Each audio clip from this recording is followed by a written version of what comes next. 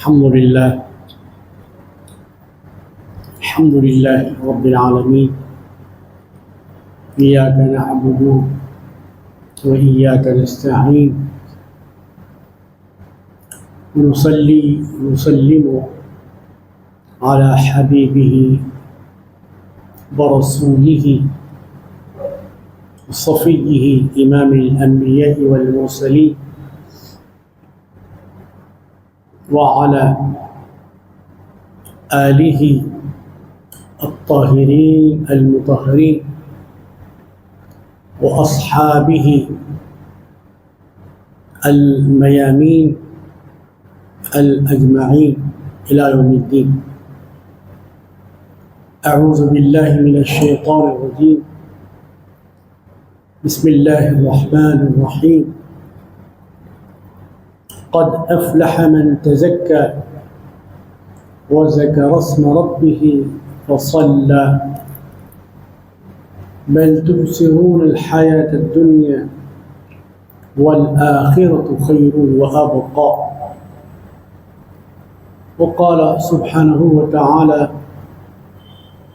في شأن حبيبه المصطفى صلوات الله وسلامه عليه إن الله وملائكته يصلون على النبي يا أيها الذين آمنوا صلوا عليه وسلموا تسليما. اللهم صل على سيدنا وشفيعنا وحبيبنا وإمامنا وقائدنا إلى الجنة وحامل لواء الحمد في حظيرة الله سيدنا رسول الله صلى الله عليه وسلم يوم القيامة وآله وصحبه أجمعين والحمد لله رب العالمين.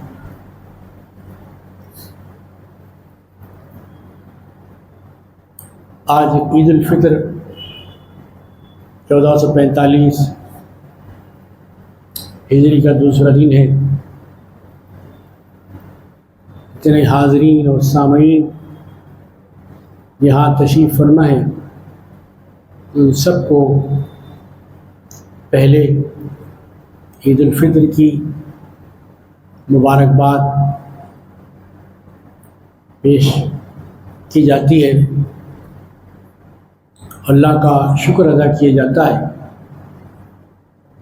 کہ اللہ پاک نے ہماری مختصر حیات میں ایسی بڑی نعمت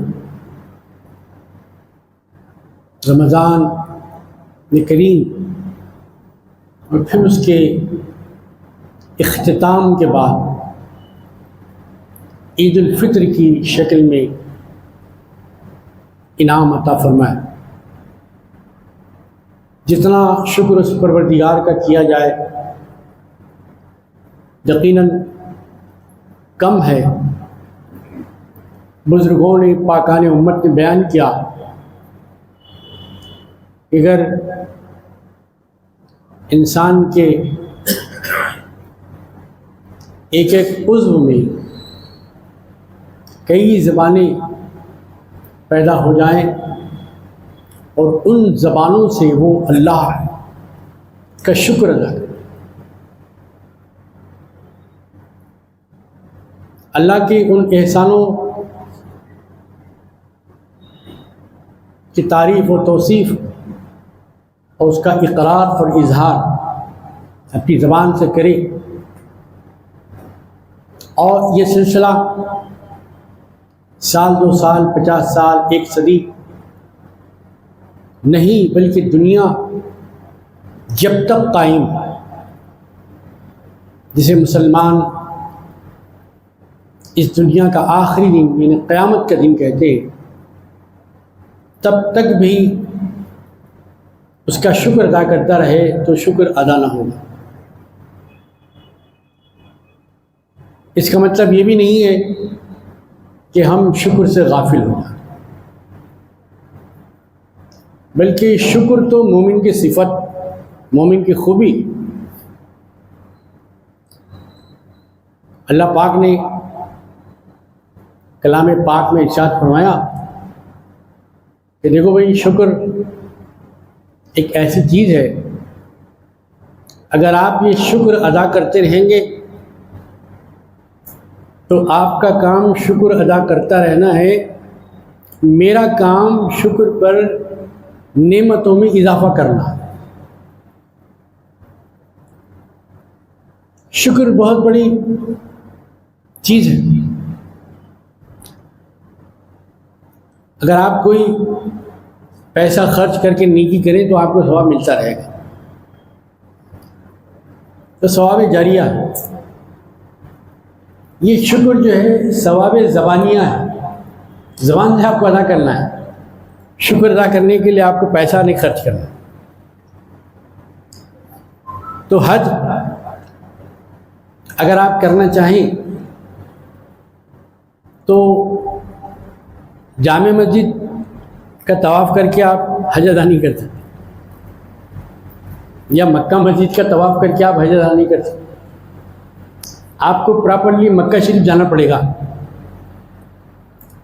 ظاہر ہے آپ ہوا میں دوڑ کے نہیں جائیں گے، آپ کو وہ طریقہ جو دنیا کے اندر رائج ہے، جاری ہے، وہ طریقہ آپ کو اختیار کرنا ہے۔ مطلب ہے کہ آپ کو پیسہ خرچ کرنا ہے۔ تو جب تک آپ پیسہ ادا نہ کریں گے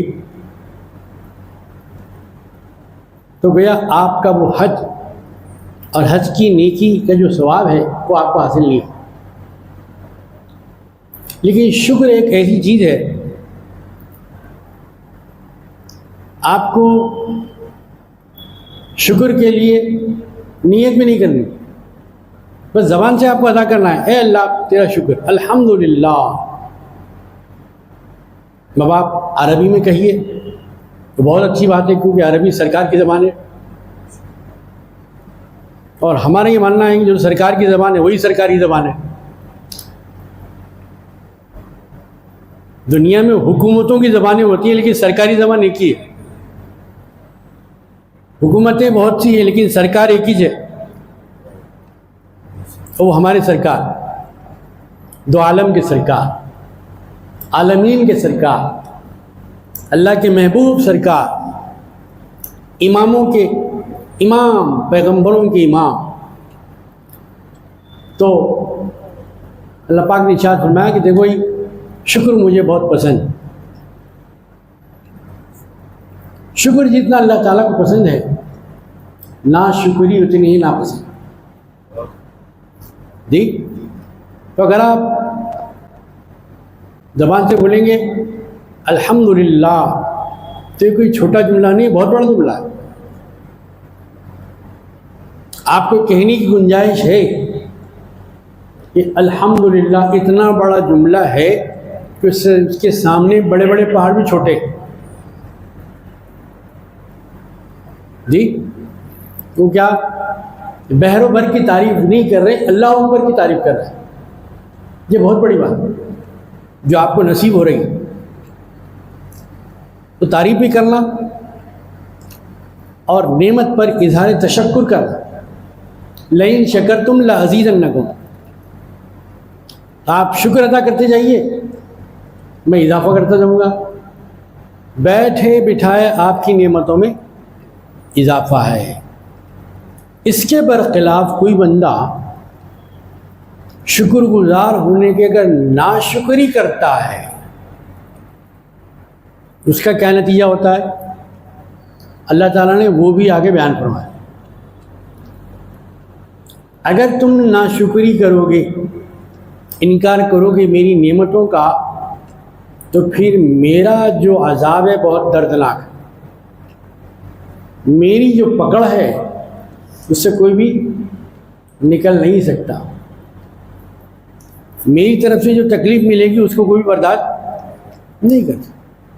ان عذابی لشدید، میرا جو عذاب وہ بہت شدید ہے، اس کو کوئی بھی برداشت نہیں کرتا۔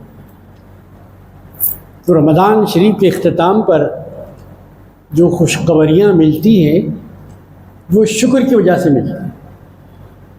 شکر کا نتیجہ ہے وہ کہ حضور پاک علیہ الصلاۃ والسلام کا یہ ارشاد گرامی دماغ پہ نہیں بلکہ دل کی تختی پہ لکھ لینا چاہیے. کیا عظیم بشارت ہمارے سرکار نے عطا فرمائی کہ لوگوں، جب تم عیدگاہ سے نماز پڑھ کے جا رہے ہو، خطبہ سن کے واپس ہو رہے ہو، ایک راستے سے آ رہے ہو اور ایک راستے سے جا رہے ہو، تکبیر کہتے ہوئے عید الفطر میں آہستہ آہستہ، بقر عید میں بلند آواز، تو تم کو معلوم ہے تمہارے ساتھ کیا معاملہ ہوتا ہے؟ تم ایسے واپس ہو رہے ہوتے کہ اللہ تعالیٰ تم سب کو معاف کر دیتا ہے، تمہاری مغفرت فرما دیتا ہے. وہ ایک آدمی مغفرت کا پروانہ لے کر اپنے گھر کو واپس ہوتا ہے، کتنا خوش نصیب ہو کہ اس کی بخشش ہو جائے. ایک تو اس آدمی کو بھی یقین رکھنا ہے جس نے حج کیا، اور حج کے بعد جس پیغمبر نے حج کا سلیقہ بتایا، جس پیغمبر نے حج کا طریقہ سکھایا، ان کی بارگاہ میں یا رسول اللہ میں نے جو حج کیا وہ آپ کا ہی صدقہ ہے. اگر مدینہ نہ ملتا تو مکہ بھی نہ ملتا، اگر محمد الرسول اللہ تک رسائی نہ ہوتی تو لا الہ الا اللہ تک کبھی نہیں پہنچ سکتے. من حج فلم یزرنی فقط جفانی، کتنی بڑی بات سرکار نے فرمائی. وہ لوگ جو حج بیت اللہ کو جا رہے ہیں یا جانے کا ارادہ رکھتے ہیں، حج تو ادا کریں مکے میں، لیکن یہ سمجھ کے جائیں تکمیل حج مدینے میں ہوتی ہے. جس نے حج کیا، طواف کعبۃ اللہ کیا، آب زمزم خوب پیا، حجر اسود کا بوسہ دیا، مقام ابراہیم پر نمازیں پڑھی، احرام بھی باندھا، اور اس کے بعد اس نے مجھ سے ملاقات نہیں کی، وہ میری بارگاہ میں حاضر نہیں ہوا، مجھ پر صلاۃ و سلام پیش نہیں کیا، اس کو اتنی توفیق نہیں ملی تو اس نے کیا کیا؟ لوگ دنیا والوں پہ ظلم کرتے ہیں، اس نے مجھ پہ ظلم کیا. اللہ اکبر. سرکار پہ ظلم کرنے کا کوئی مسلمان تصور کر سکتا ہے؟ ارے ظلم تو اپنے بھائی پہ نہیں کرنا ہے. بھائی تو خاندان کا ہوتا ہے، خون کا ہوتا ہے، ایک باپ کے اولاد ہوتے ہیں. ظلم تو پڑوسی پہ بھی نہیں کرنا ہے، ظلم تو راستہ چلنے والے پر بھی نہیں کرنا ہے. جب امتی پر ظلم کرنا نہیں ہے تو کیا پیغمبر پہ ظلم کر سکتا ہے؟ اللہ. سوچنے کا مقام. کھولیے دل کے دروازوں کو، کھولیے دماغ کی کھڑکیوں کو، جانیے پیغمبر کیا فرما رہے ہیں، کیا بتانا چاہتے ہیں. کہ حضور پاک علیہ الصلاۃ والسلام کی خدمت میں تحفہ غلامی پوری عقیدت کے ساتھ بھیجنا چاہیے، اور وہاں جا کر صلاۃ و سلام آپ کی خدمت پہ پیش کرنا چاہیے، اور اس عقیدے کے ساتھ پیش کرنا چاہیے یہ گناہ گار صلاۃ و سلام پیش کر رہا ہے اور میرے سرکار سن رہے ہیں. میں سرکار کی خدمت میں صلاۃ و سلام پیش کر رہا ہوں. میں بادشاہ دو جہاں رسول انس و جہاں کی خدمت میں صلاۃ و سلام پیش کر رہا ہوں. تو شکر کا موقع ہے. الحمدللہ، جیسا کہ حضور پاک علیہ الصلاۃ والسلام نے ہی فرمایا تو ہم کو معلوم ہوا. پاک پروردگار کو کسی سے پوچھنے کی ضرورت ہے، اس کا معاملہ تو کن فیکون. تخت بھی اسی کا ہے، تختہ بھی اسی کا ہے. جس کو چاہے تخت پہ بٹھائے، جس کو چاہے تختے پہ سلائے. ایک اشارہ اس کا کافی ہے، لیکن حدیث پاک میں آتا ہے کہ جب رمضان شریف کا اختتام ہوتا عید کا دن آتا ہے، عید کا دن. یہ عید کو عید کیوں کہتے ہیں صاحب؟ عید کو عید کیوں کہتے ہیں؟ اگر آپ علماء حقانی اور علماء ربانی کی خدمت میں حاضر ہو کے سوال کریں تو بتائیں گے چونکہ عید کا دن لوٹ کے آتا ہے، ہر سال آتا ہے. عاد یعود عودن کے معنی ہے پلٹنے کا. عادت کو عادت بھی اس لیے کہتے ہیں کہ پلٹ پلٹ کے آتی ہے.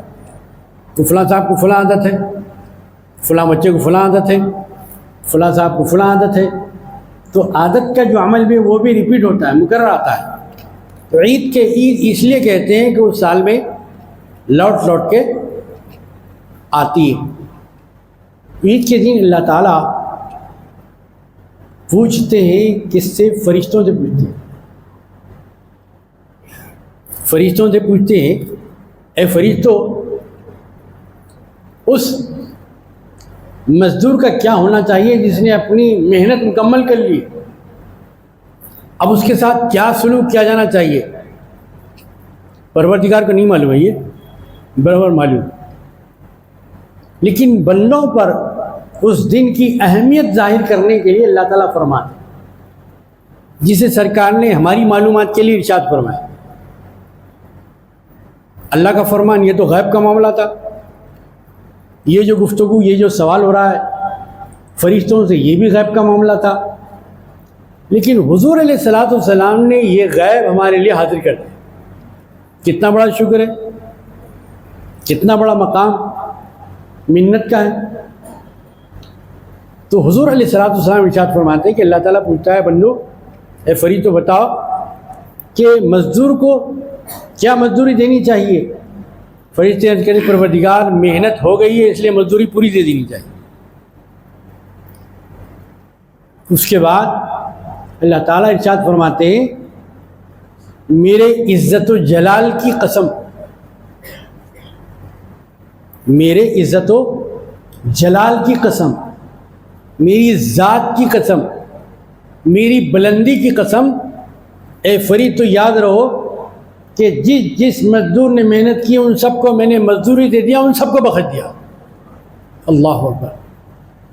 یہ مقام، یہ بشارت ہماری محنتوں کا صدقہ نہیں بلکہ سرکار کا صدقہ ہے.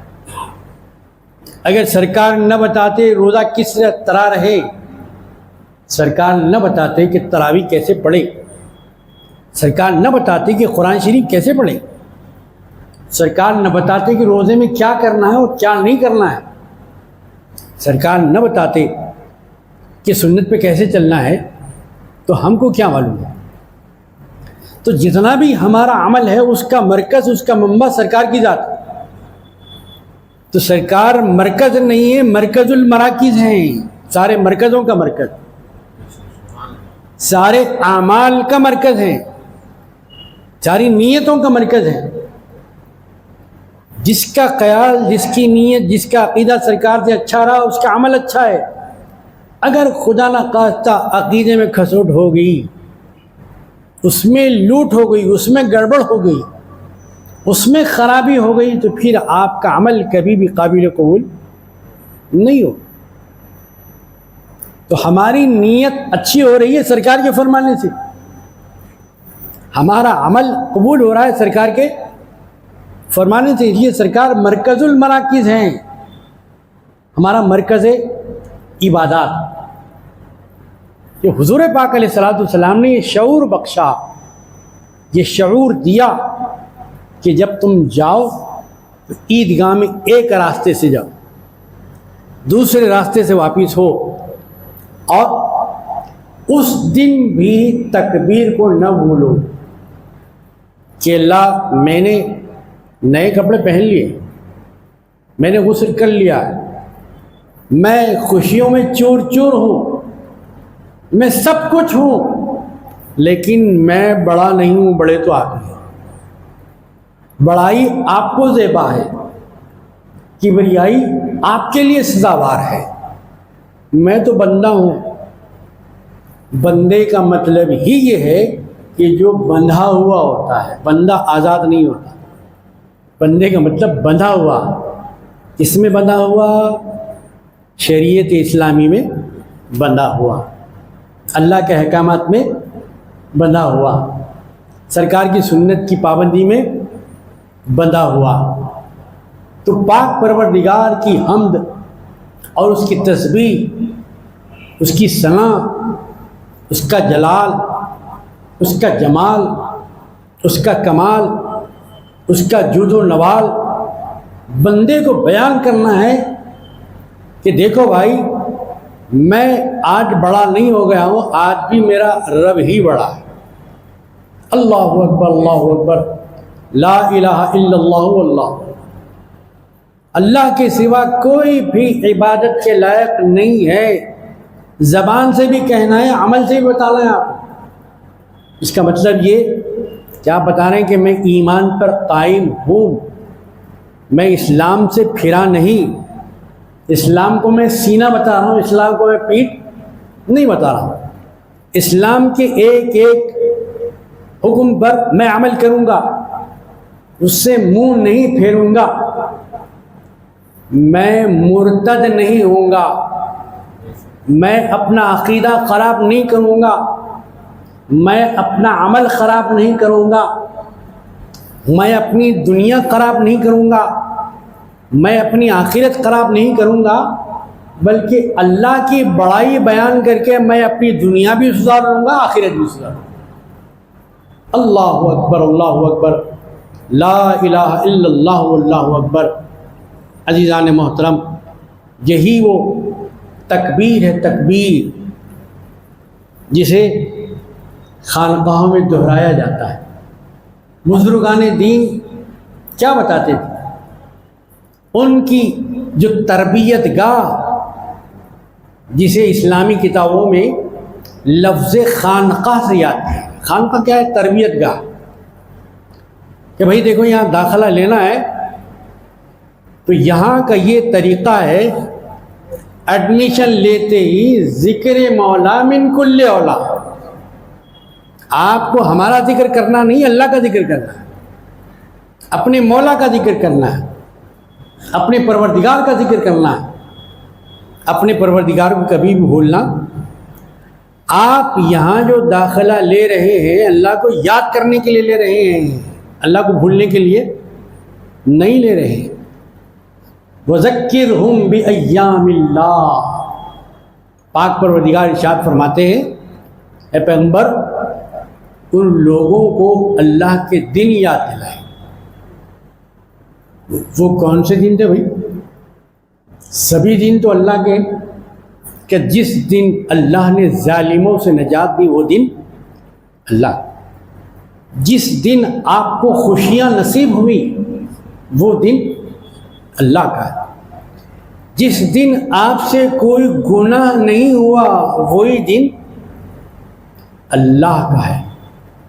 اور یہ بات بھی پیروں کے پیر، پیران پیر غوث اعظم دستگیر رحمۃ اللہ علیہ نے اپنی مشہور کتاب جس کا نام غنیت الطالب ہے، اس کے اندر بھی آپ نے لکھی کہ عید کے دن لوگ جیسے اپنے رشتہ داروں سے ملاقات کرنے کے لیے جاتے ہیں، اپنے بڑوں سے ملاقات کرنے کے لیے جاتے ہیں،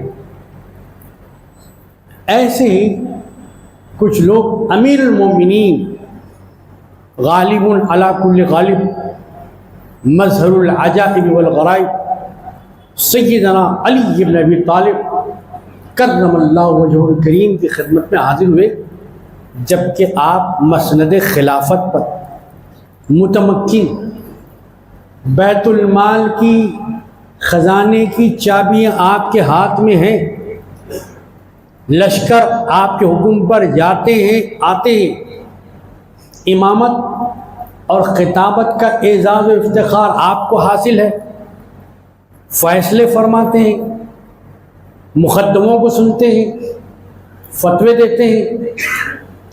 لوگ آئے آپ کی خدمت میں، چلو بھائی امیر المومنین سے ملاقات کریں گے، آج ہی کیا جی.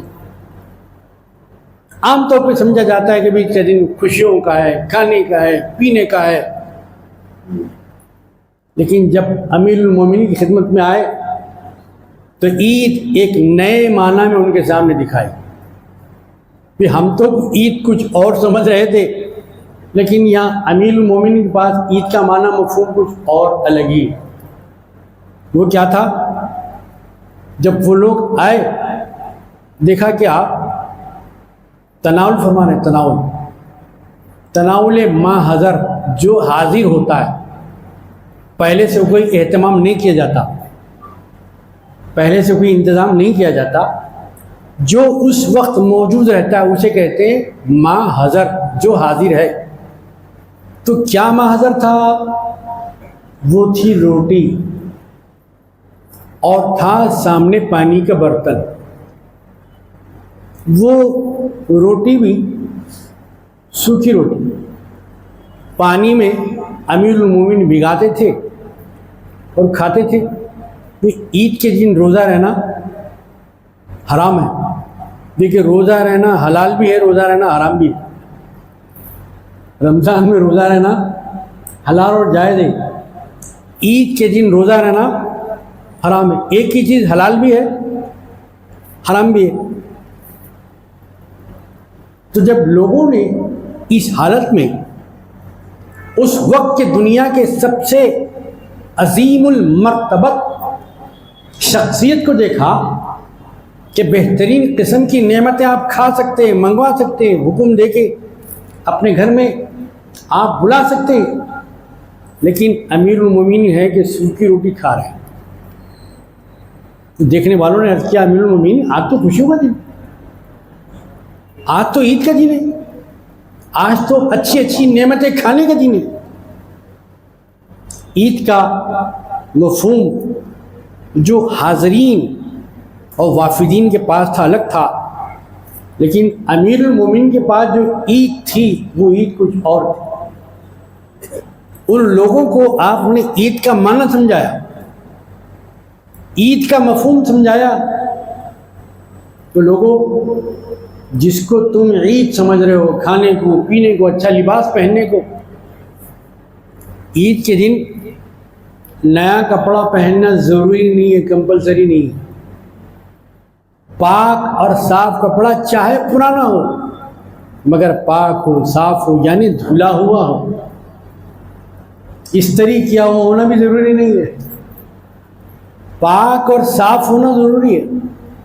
اگر آپ کی قسمت سے نیا کپڑا مل جائے یا موقع میسر آ جائے، آپ کے پاس اتنی استطاعت آ جائے، وہ الگ بات، منع نہیں کیا گیا، مگر اتنا حکم ضرور دیا گیا کہ آپ کا لباس پاک ہو، آپ بھی پاک ہو، آپ کی نیت بھی، آپ کا عقیدہ بھی پاک.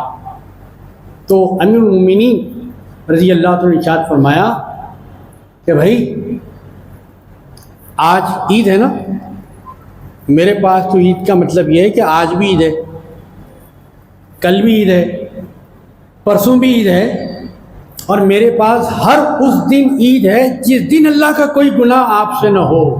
اللہ اکبر. یہ عید کا مفہوم، یہ عید کے معنی امیر المومنین سیدنا علی ابن علی مرتضیٰ رضی اللہ تعالیٰ عنہ سمجھا رہے ہیں اور بتا رہے ہیں کہ عید کا کیا مفہوم اور معنی ہوتا ہے. علی ابن ابی طالب رضی اللہ تعالیٰ عنہ کا یہ قول ہمارے لیے سوچنے کا ایک موقع فراہم کرتا ہے کہ آپ مرتضیٰ، اللہ کے چاہنے والے کیسے بنے؟ مرتضیٰ آپ کو کیوں کہا جاتا ہے؟ خلیفہ اول کو صدیق کیوں کہا جاتا ہے؟ خلیفہ دوم کو فاروق کیوں کہا جاتا ہے؟ خلیفہ سوم کو غنی کیوں کہا جاتا ہے؟ خاتم الخلفاء الراشدین کو مرتضیٰ کیوں کہا جاتا ہے؟ آخر مرتضیٰ کیسے بنے آپ؟ جب آپ اللہ کی مرضی سے راضی ہوئے تو اللہ نے آپ کو مرتضیٰ بنا. رضی اللہ عنہم ورضوا عنہ، اس لیے وہ رضی اللہ بنے کہ وہ اللہ تعالیٰ کے ہر حکم سے راضی ہوئے. تو رضی اللہ عنہ آدمی کب بنتا ہے؟ جو اللہ تعالیٰ کی مرضی سے وہ خوش ہو جائے کہ جو اللہ کی مرضی وہ میری مرضی، جو اللہ کا حکم وہی میرے لیے شریعت ہے، میں شریعت پر عمل کرنے والا ہوں، طبیعت پر عمل کرنے والا۔ عید الفطر کا مقصد یا رمضان شریف کا مقصد، روزوں کا مقصد، تراویح کا مقصد، تلاوت کا مقصد یہ ہے کہ آپ کو اللہ تعالیٰ کی مرضی حاصل ہو جائے، یہی تو سب سے بڑی بات ہوتی ہے۔ سب کچھ آپ کر رہے ہیں لیکن اللہ کی مرضی کے خلاف کر رہے ہیں آپ، تو پھر آپ کا عمل جب اللہ کی مرضی کے خلاف ہے تو کیسے قبول ہوگا؟ تو اللہ کی مرضی میں ڈھل جانے کا نام ہے رمضان۔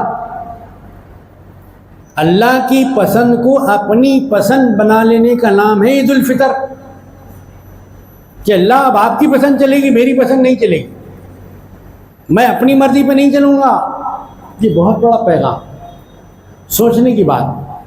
تو سیدنا علی مرتضیٰ رضی اللہ عنہ نے کہا کہ مسلمان کے لیے ہر دن عید کا دن، ہر دن خوشیاں، ہر دن مسرتیں۔ کب؟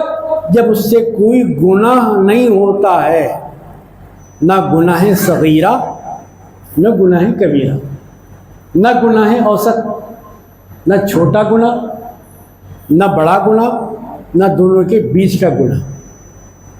تو یہ بہت بڑا پیغام ہے عید الفطر کا، جو آج اللہ تعالیٰ نے ہم کو عطا فرمایا ہے۔ اس بات کو سمجھنے کی ضرورت ہے، اسی لیے فرمایا گیا، خطبوں میں عیدین کے پڑھا جاتا ہے، قد افلح من تزکا۔ کامیابی کون سا انسان نہیں چاہتا بھائی؟ چھوٹا بچہ بھی ہے، چھوٹی کلاس میں پڑھتا ہے، جو بھی کہتا ہے کہ میں بھی کامیاب ہو جاؤں بھائی، میں بھی امتحان میں کامیاب ہو جاؤں۔ 5ویں جماعت کا بچہ ہے، وہ بھی چاہتا ہے کامیاب ہو جائے۔ 10ویں جماعت کا بچہ ہے، انٹر کا بچہ ہے، MBA کا بچہ ہے، ہر آدمی چاہتا ہے کہ میں کامیاب ہو جاؤں۔ تو مومنوں کے لیے کامیابی کیا ہے؟ کامیابی کا معیار کیا ہے؟ کامیابی کا طریقہ کیا ہے؟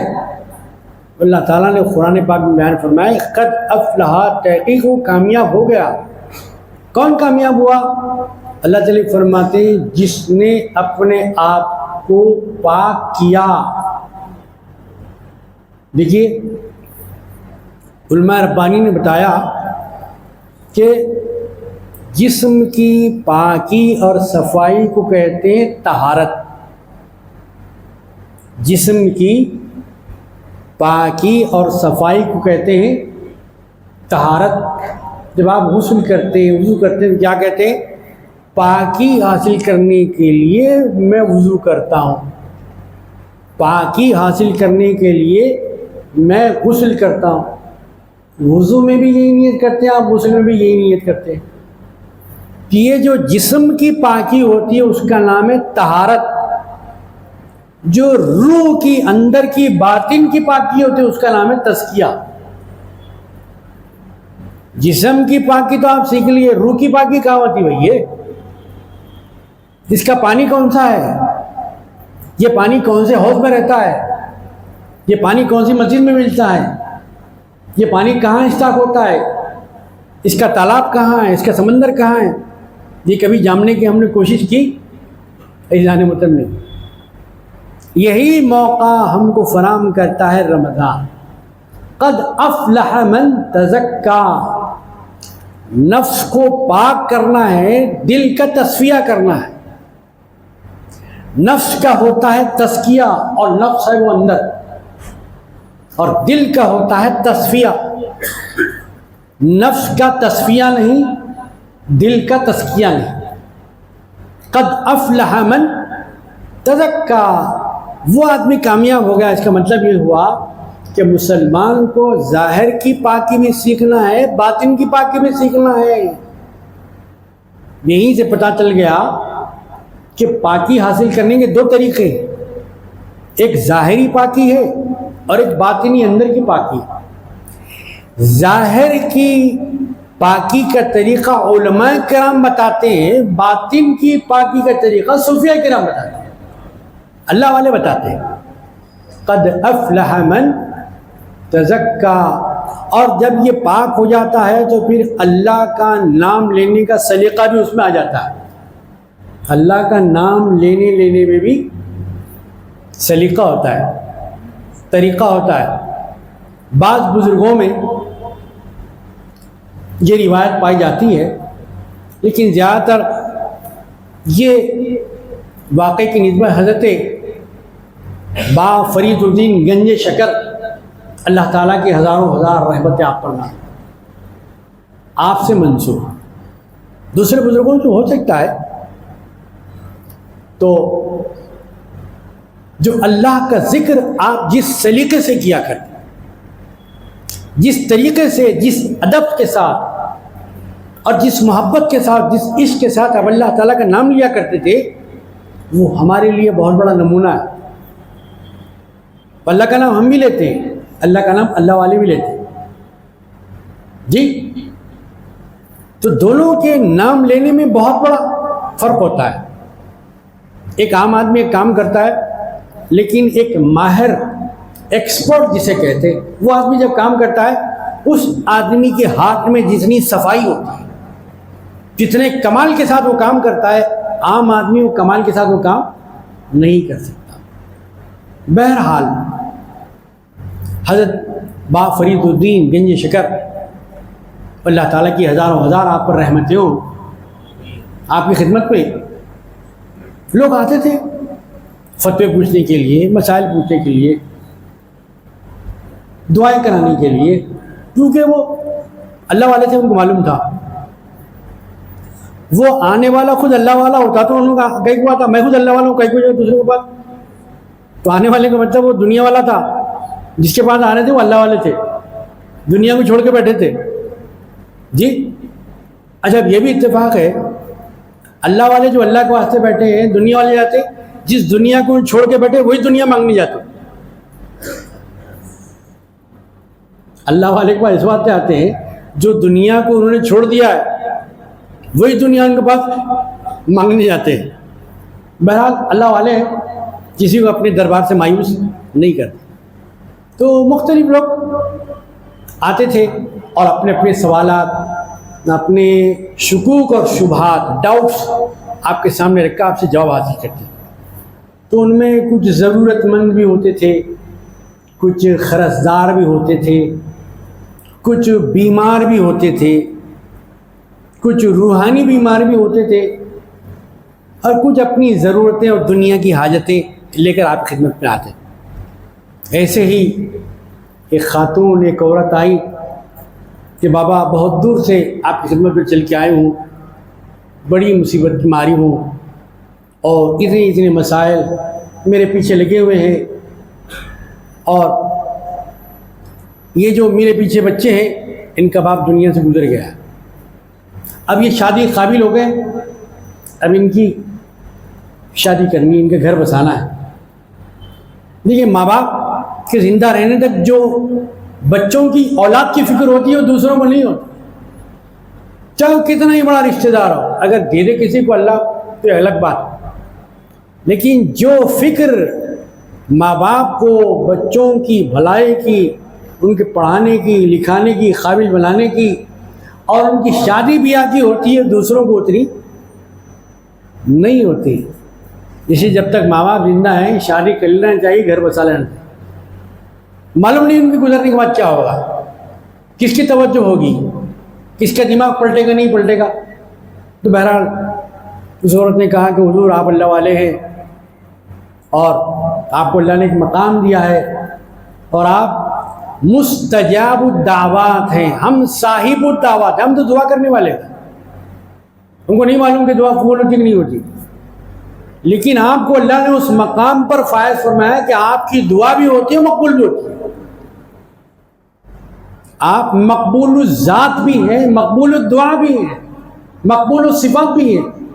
تو براہ کرم میرے لیے آپ دعا بھی فرمائیں اور اس کا کوئی حل نکالیں، ان کے لیے کیا ہو سکتا ہے۔ با فرید رحمۃ اللہ علیہ اور ہمارے جیسے بزرگان دین فرماتے کہ بھی اللہ سے دعا کریں گے تمہارا کام ہو جائے گا، اللہ تمہارا کام بنا دے، اللہ تمہارا بیڑا پار کر دے۔ کہا کہ حضور میں نے بہت سے درباروں میں بات رکھی ہے، لیکن آج آپ کے پاس سے دعا اور دعا کی قبولیت بھی ساتھ لے کے جانا۔ دیکھیے جیسا تعلیم ہوتا ہے ویسی عطا بھی ہوتا ہے، جیسی طلب ہوتی ہے ویسی دین بھی ہوتی ہے۔ کیا کہ بھائی ہم نے کہا نا دعا کر دیں گے ہم، کہا تو دعا نہیں، آج دعا کی قبولیت بھی لے کے جانا ہے، آج دعا کی قبولیت بھی لے کے جانا ہے۔ آج ہم یہ نیت کر کے آئیں کہ اپنا مسئلہ حل کر کے جائیں گے۔ اعتکاف کیا ہے؟ یہی ہے، اے اللہ جی میرا مسئلہ حل نہیں ہو رہا ہے، اب میں آپ کے دربار میں آ کے بیٹھ گیا ہوں، اب جب تک میرا حل مسئلہ نہیں ہوگا میں یہاں سے اٹھنے والا نہیں ہوں۔ رک جانا اللہ تعالیٰ کی مرضی اور اپنے کام کے بننے کے لیے مسجد میں، اسی کا نام ہے اعتکاف۔ اگر محلے کے اندر، بستی کے اندر ایک آدمی بھی اعتکاف بیٹھ جاتا ہے، 10 دن سنت کا بیٹھتا ایک آدمی ہے، سارے محلے کے اوپر سے ذمہ داری ختم ہو جاتی ہے۔ کیا احسان ہے سرکار کا؟ مانیے احسان، کتنے احسانوں کو گناؤ گے آپ، کتنوں کا شکر ادا کرو گے آپ۔ دیکھیے اچھا کام ایک آدمی کر رہا ہے، دوسروں کو فائدہ پہنچا نہیں پہنچا؟ فائدہ پہنچتا ہے بھائی، ذرا ذہن کو کھولیے کہ جس کا عمل اس کے ساتھ۔ یہ آپ کا قول ہے لیکن یہ سرکار کا فرمان ہے۔ آپ کا قول رد ہو سکتا ہے لیکن سرکار کے گفتگو کے بارے میں قبول ہی قبول کرنا ہے، رد کا سوال ہی پیدا نہیں ہوتا۔ پورے محلے، پوری بستی میں ایک آدمی اگر اعتکاف بیٹھ گیا تو پوروں پر سے ذمہ داری ختم ہو گئی۔ اگر بستی میں سے ایک آدمی بھی نہیں بچا، پوروں کو پکڑیں گے اللہ تعالیٰ، کیوں نہیں بڑھا اعتکاف؟ اللہ اکبر۔ دیکھ رہے ہیں آپ، ایک بھائی کے ثواب کا عمل دوسروں کو پہنچ رہا ہے نہیں پہنچ رہا ہے؟ یہ پہنچنے کو ہی عربی میں کہتے ہیں ایصال۔ ثواب یہ پہنچانا، ایصال دونوں کو ملا دیجیے، ایصال ثواب۔ پھر یہ ایصال ثواب زندوں کو بھی ہوتا ہے، ایصال ثواب جو اس دنیا سے گزر گئے ان کو بھی ہوتا ہے۔ یہ دنیا کا حق ہے، وہ آخرت کا حق ہے۔ بات ہمارے بھائی سمجھ رہے ہیں، زندہ رہتے کہ جھاگے اس کے بعد سب ختم نہیں ہے بھائی ایسا۔ مسلمان زندہ بھی ہے تو اس کا حق ہے، اگر اس دنیا سے گزر گیا تو ختم نہیں ہو گیا، اس کا وجود نہیں مٹ گیا۔ اس دنیا میں گیا تو دوسری دنیا میں اس کا وجود ہے، تبھی تو کہا جا رہا ہے کہ ایصال ثواب۔ تو بہرحال بابا فرید رحمۃ اللہ علیہ خدمت میں اس عورت نے اپنا معروضہ پورے یقین کے ساتھ رکھا کہ بابا آج دعا بھی ہونی ہے، دعا کا نتیجہ بھی ہونا ہے، میں اب یہاں سے ٹلنے والی نہیں ہوں۔ گویا اپنے خیال کا اعتکاف کر لے کے وہ آئی تھی، آج میرا مسئلہ یہاں حل ہونا ہے، آج میری بگڑیاں اللہ کے حکم سے بننا ہے۔ بابا فرید اللہ تبارک و تعالیٰ کی ان پر ہزاروں ہزار رحمتیں ہوں، دیکھا کہ خدا کی بندی بڑے مضبوط ارادے کے ساتھ آئی، خدا بند تعالیٰ کی رحمت جوش میں آئی۔ بابا فرید ذاکر خدا، محبوب خدا، عاشق خدا، معشوق خدا، جی انہوں نے اپنے ایک شاگرد، جس کو تربیت گاہ کی زبان میں کہا جاتا ہے، مرید کیوں ارادہ کر کے آتا ہے اللہ کے ذکر کا، کہ میں جن کی خدمت میں جا رہا ہوں میرے پاس تو ذکر کرنے کا سلیقہ نہیں ہے، ان کو ذکر کرنا اچھا آتا ہے، لہذا ان کا میں ارادہ کر کے آؤں، ان کے ذریعے سے اللہ کی بارگاہ میں جانے کا ارادہ کر کے آؤں، وہی ہوتا ہے مرید اور کچھ بھی نہیں۔ اسی بات کا میں ارادہ کرتا ہوں کہ آج سے اللہ کا ذکر کروں گا، سلیقے سے کروں گا، اللہ جو کہے گا وہی سنوں گا، دوسروں کی بات نہیں سنوں گا، اس پکا وعدہ۔ یہی ہے پیری مریدی، کہ اللہ کے حکم پر آپ چلنے کا وعدہ کر رہے ہیں ایک ایسی ذات کے ہاتھ پر کہ جو خود پہلے سے اللہ کے احکامات پر چل رہے ہیں، مطلب پابند ہیں، متقی ہیں، پرہیزگار ہیں، اللہ والے ہیں۔ بابا فرید رحمۃ اللہ نے اپنے شاگرد روحانی اپنی مرید کو دیا کہ بھئی آؤ، ان کا مسئلہ حل کرنا ہے، کچھ نہ کچھ تو کرنا ہے، جاؤ باہر سے کچھ لے کر آؤ۔ وہ جو مرید تھے باہر سے گئے اور جا کر مٹی کا ڈھیلا لے کے، مٹی کا ڈھیلا لے کے بابا فرید رحمۃ اللہ علیہ نے، جن کو ذکر کا سلیقہ حاصل ہو چکا تھا، جن کے ذکر میں تاثیر پیدا ہو چکی تھی، اثر پیدا ہو چکا تھا، آپ نے قرآن شریف پڑھا، قرآن شریف، اور پڑھ کے کیا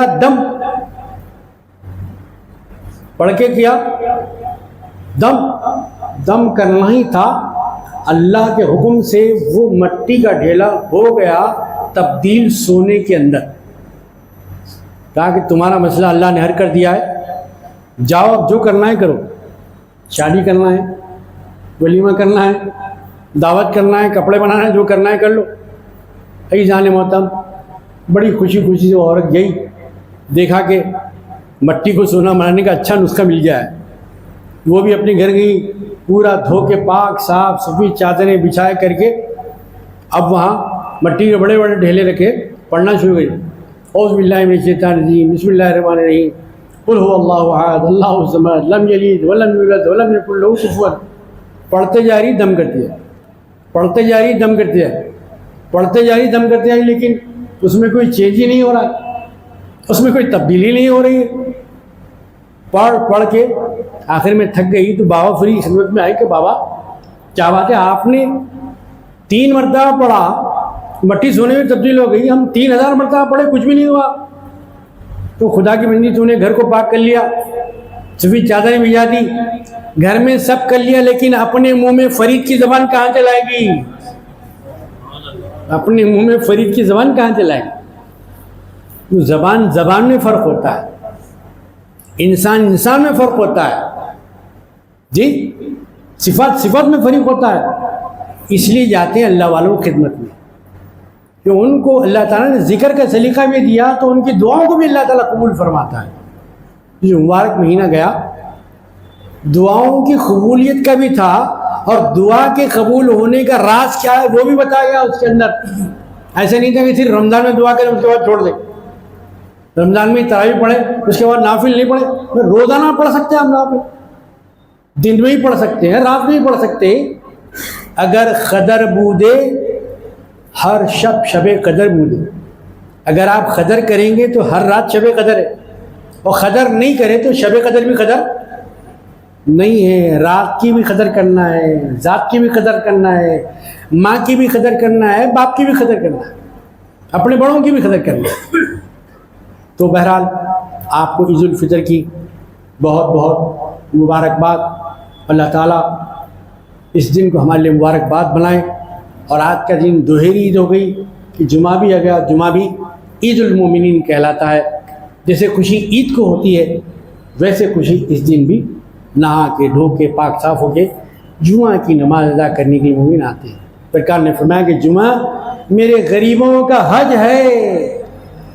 غریبوں کا دل سرکار نے رکھ لیا، اے غریبوں جن کے پاس پیسہ نہیں ہے دل چھوٹا مت کرو، جمعہ پوری پابندیوں کے ساتھ ادا کرو، گویا تم نے حج کر لیا۔ بیٹھے بٹھائے بغیر پیسہ خرچ کیے، ایک حج ہوتا ہے احرام کا، ایک حج ہوتا ہے بغیر احرام کا۔ وہ سرکار کے کہنے کے مطابق جمعہ آپ ادا کریں تو آپ کا جمعہ گویا حج ہو گیا۔ اللہ تعالی ہمارے روزوں کو، ہماری توبہ کو، عبادتوں کو تراویح قبول فرمائے، حضور پاک علیہ الصلوۃ والسلام کی شفاعت نصیب فرمائے۔ وآخر دعوانا الحمدللہ۔